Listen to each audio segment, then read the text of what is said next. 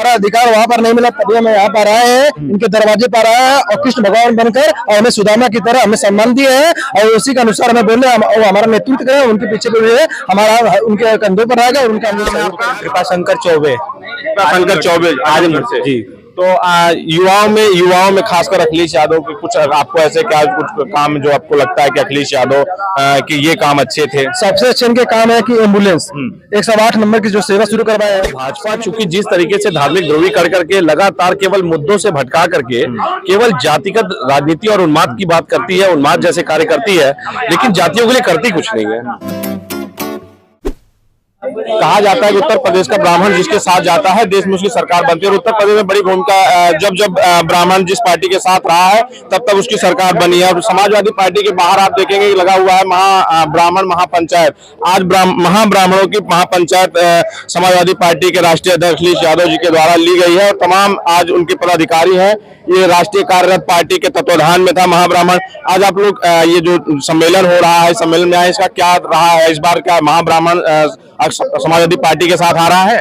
जी बिल्कुल, हम लोग अभी हमारी माननीय अध्यक्ष जी से भेंट हुई, हमारे पार्टी के माननीय अध्यक्ष टुनटुन पांडे जी से मुलाकात हुई अध्यक्ष जी की, और हम लोग भी अभी मिलके आ रहे हैं। उन्होंने आश्वासन दिया है कि इस महाब्राह्मण समाज को हम अपने साथ, समाज के साथ सभी समाज के लोगों को जोड़ेंगे और ये हमारा महाब्राह्मण समाज हमारे पास जो इसको हीन भावना से देखा गया, ये भी हमारे पास जो आया हुआ है, हम इसके साथ में सहयोग में ब्राह्मणों के साथ में कार्य करेंगे। महाब्राह्मण हमको सपोर्ट करें और आने वाले 2024 चुनाव में हम लोग समाजवादी पार्टी को अपना कीमती वोट देंगे। कुछ युवा भी दिखाई दे रहे हैं, ये भी शामिल होने के लिए आए हैं। जो आप लोग यहाँ शामिल होने आए हैं, अखिलेश जी में अखिलेश यादव से क्या बातें हुई है? हम लोग हमारा सम्मान मिलेगा, जो हमें सम्मान पिछली बार की जो सरकारों ने नहीं दिया, वो हमें सम्मान मिलेगा, हमारा अधिकार मिलेगा। हमारे अधिकारों जो यहाँ पर हनन हो रहा है उसको रोक लगाया जाएगा और हमारे द्वारा जो हमारा अधिकार है, हम लोग को छीनने का अधिकार हमें सिखाया है कि अपना अधिकार कभी किसी से मांगा नहीं जाता है। अगर मांगा जाता है कि सम्मान पूर्वक हमें दे तो हम ले लेंगे, अगर नहीं देंगे उससे छीनेगा। हमारा कहा जाता है कि ब्राह्मण जो है इस समय भाजपा के साथ है, जो बड़ी संख्या में ब्राह्मण भाजपा के साथ है, तो आप लोग जो क्या आपको लगता है वहाँ हक अधिकार नहीं मिल पा रहा है? जो आप लोगों का हक अधिकार, हमारा अधिकार वहाँ पर नहीं मिला, तभी हम यहाँ पर आए हैं, इनके दरवाजे पर आए हैं और कृष्ण भगवान बनकर और हमें सुदामा की तरह हमें सम्मान दिए हैं और उसी के अनुसार हमें बोले वो हमारा नेतृत्व करें, उनके पीछे भी हमारा उनके कंधों पर रहेगा और उनका हम लोग सहयोग करेंगे। क्या लगता है ये द्वापर की जो कृष्ण और सुदामा की दोस्ती थी, फिर ये कलयुग में अखिलेश यादव के नेतृत्व में इस बार जो है आप लोग लग रहा है कि अखिलेश यादव आप लोगों का हक अधिकार दिला पाएंगे? पुनः सच साबित होगी कलयुग में और कन्हैया और सुदामा की जोड़ी पुनः एक बार इतिहास फिर रचेगी और दोबारा हम लोग 24 में 80 सीट हम लोग लाएंगे और हम लोग कोशिश जारी रहेगा कि हम लोग प्रधानमंत्री तक एक कुर्सी पर ले जाकर बैठाएं।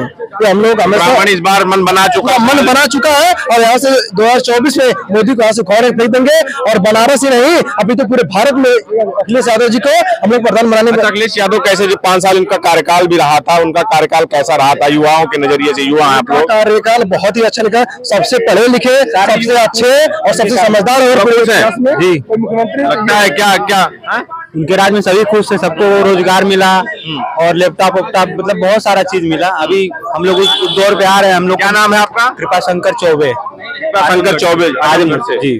तो युवाओं में खासकर अखिलेश यादव के कुछ आपको ऐसे क्या कुछ काम जो आपको लगता है कि अखिलेश यादव कि ये काम अच्छे थे? सबसे अच्छे इनके काम है कि एम्बुलेंस 108 नंबर की जो सेवा शुरू करवाए हैं, 100 नंबर की सेवा करवाए हैं, लोहिया वाले जो योजना थी उसको करें, ये सब योजनाएं सफल 100% सफल हुई है। युवाओं के लिए सबसे बड़ा मुद्दा है बेरोजगारी का मुद्दा। तो आपको लगता है अखिलेश यादव की सरकार में ज्यादा रोजगार था या आप जो चल रहा है योगी सरकार? इनका जो सरकार 2012 से लेकर 2007 से लेकर 12 तक था इनका जो, उसके बाद जो भी किए सबसे ज्यादा अगर कोई रोजगार दिया तो केवल यही दिए हैं और आगे भी हम लोग दिए हैं। हम लोग मतलब सहयोग बोल रहे हैं कि आप लोग हमारा सहयोग करते रहे, आगे भी हम लोग आपके लिए कार्य करेंगे और जो लैपटॉप का कार्य है वही किया सबसे ज्यादा। तो सबसे अगर मैं बताया ये भी बताया है सबसे अगर अच्छी क्वालिटी कोई लैपटॉप दिया तो हमारी सरकार ने दिया है। आप लोग आज संकल्प लेके जा रहे हैं, दृढ़ संकल्पी होकर हम लोग सभी लोग जितने भाई है, भाई बहन बंधु चाचा पिता सभी लोग हैं, सभी दृढ़ संकल्पित होकर हम लोग उनके साथ हमेशा देंगे। चलिए, और लोग हैं, क्या कहेंगे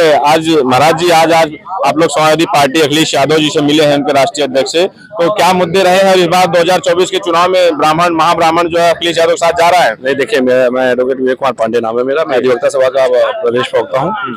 और अगर कोई समाज भाजपा को छोड़ करके आ रहा है समाजवादी पार्टी की तरफ, इसका मतलब कि वो अपने लिए एक सुरक्षित वातावरण ढूंढ रहा है। और भाजपा चूंकि जिस तरीके से धार्मिक ध्रुवीकरण करके लगातार केवल मुद्दों से भटका करके केवल जातिगत राजनीति और उन्माद की बात करती है, उन्माद जैसे कार्य करती है, लेकिन जातियों के लिए करती कुछ नहीं है।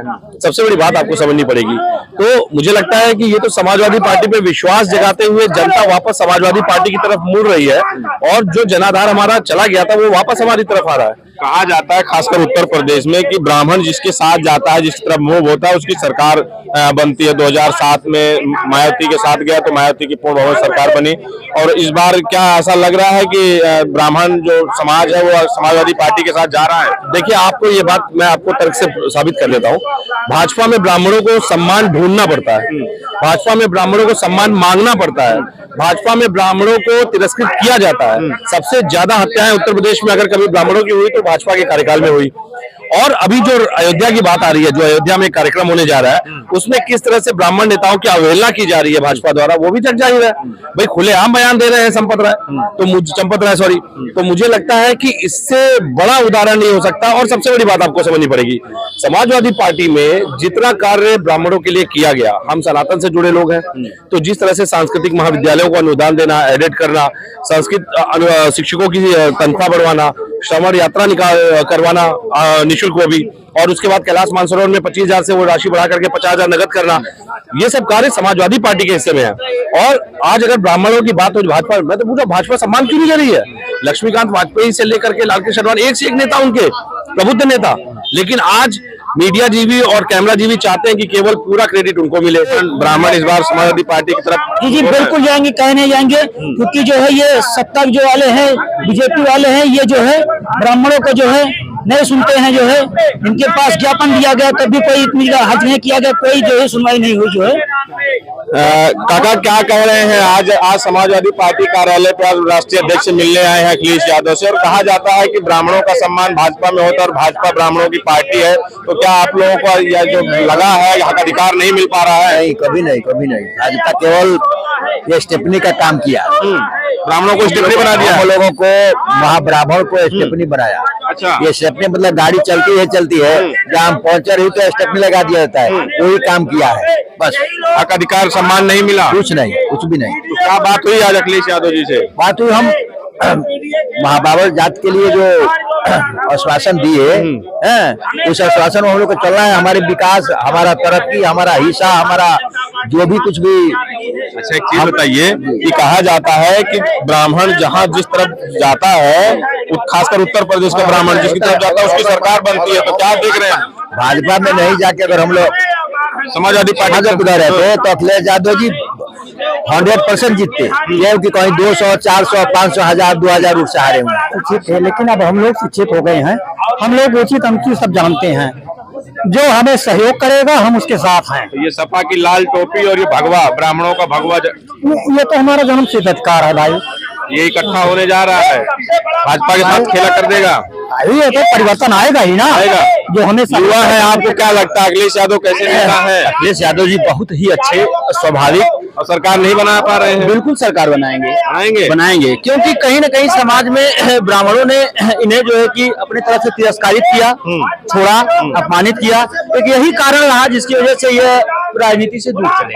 आज बात हुई अखिलेश यादव जी से, क्या बात हुई है? अखिलेश यादव जी बिल्कुल अब महाब्राह्मणों के सम्मान के लिए बिल्कुल एक्टिव है, और वह उनके बताए हुए समीकरण को समझ रहे हैं। तो 2024 में फरसा लिए घूम रहे थे ब्राह्मणों को साधने की कोशिश कर, लेकिन उस समय नहीं आए ब्राह्मण साहब। बिल्कुल ब्राह्मणों को लगा, उस समय नहीं लगा कि आना चाहिए, या जो भी इनके अंदर त्रुटि लगी होगी इनको। अब महाब्राह्मण बिल्कुल इनके साथ है, और चुनाव में 2022 में भी इनके साथ रहेगा, आगे भी 28 में भी रहेगा। बाकी समय बिल्कुल ब्राह्मण को जो है कन्वर्ट होगा और समाजवादी पार्टी को जीत दिलाने का काम।